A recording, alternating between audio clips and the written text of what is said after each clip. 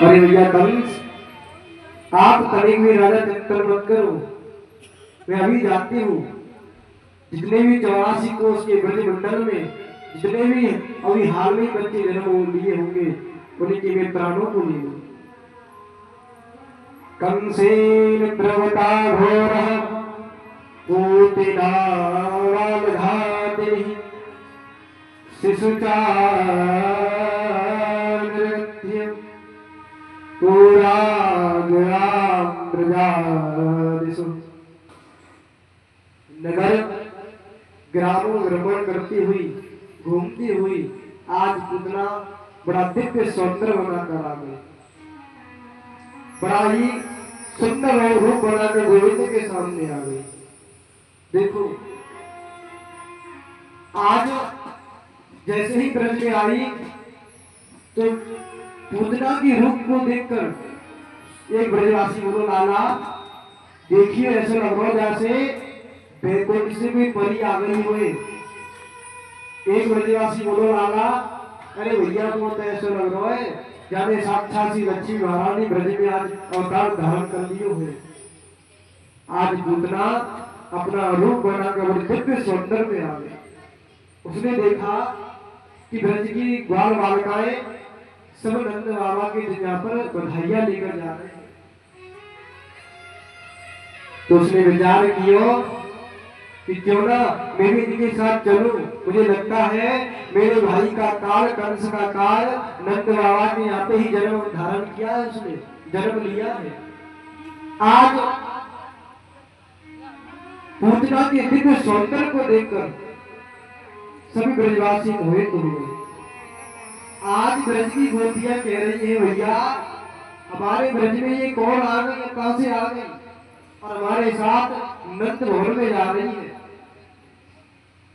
और जैसे ही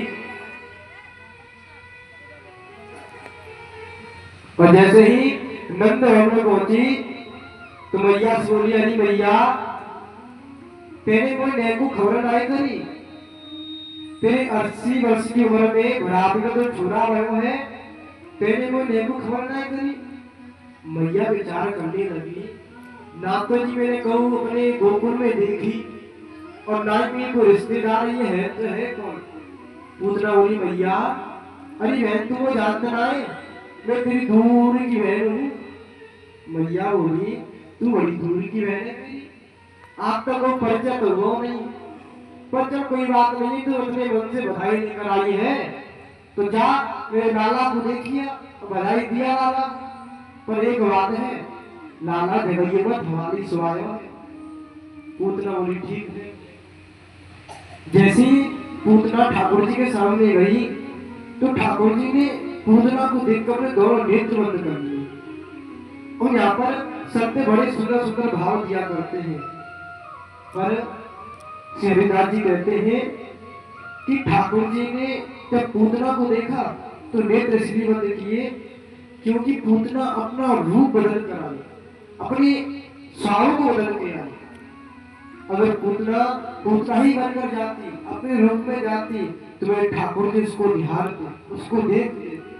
पर आज पूतना अपना रूप बदल कर, इसलिए मेरी भैया आपका जैसा स्वरूप है, जैसा स्वाद है, मेरे ठाकुर जी के सामने उसी प्रकार जाओ। अगर ठाकुर जी के सामने कोई चालाकी करी या अपने स्वाद को बदलने का प्रयास किया तो ठाकुर जी आपको निहारेंगे नहीं। आप जैसे भी हो, अंधे हो, क्रोधी हो, लोभी हो, मेरे बिहारी जी के पास उसी प्रकार चले जाओ।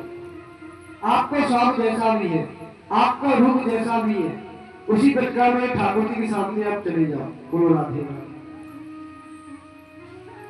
आज एक शब्द बोले, भैया ठाकुर जी ने लाला में नेत्र जाके मारे बंद किए कि पूतना, आज पूतना मौसी ठाकुर जी को विष पिलाने के लिए आई है। तो विष पीने को काम ठाकुर जी को ना है, शंकर भगवान को है। तो संत कह रहे हैं कि ठाकुर जी शंकर भगवान को ध्यान किया है, हे देवादिदेव महादेव आप आकर और पूतना के विष का तथा स्वागत करिए। एक संत बोले भैया ऐसी बात ना है। ठाकुर जी ने तो इसलिए बंद किए कि ठाकुर जी सोच रहे कि ब्रज में माखन मछली खावे तू आयो, और जब पूतना मोसी देखो माखन मछली का स्वाद तो चबाऊ ना है, खायो ना है, पायो ना है, और जब पूतना मोसी में अपना विष पार कराने के लिए आ गई है। बोलो राधे।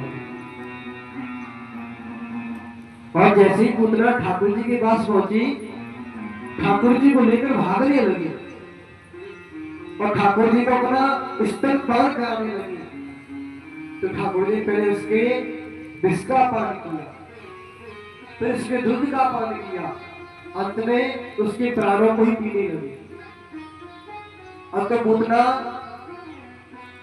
झटपटाने लगी, चिल्लाने लगी, और जैसी चिल्लाई ठाकुर ने उसके प्राण को पीने जैसी प्रारंभ किया और पूतना चिल्लाती हुई धराव से गिर गई। जैसे गिरी तो सुखदेव जी कहते हैं राजन, पूतना ने अपना इतना बड़ा रूप बना दिया कि 6 कोस तक पूतना के रूप का 6 कोस तक जितने भी वृक्ष खड़े हुए थे सब टूट कर गिर गए। इतना दिव्य रूप बना पूतना ने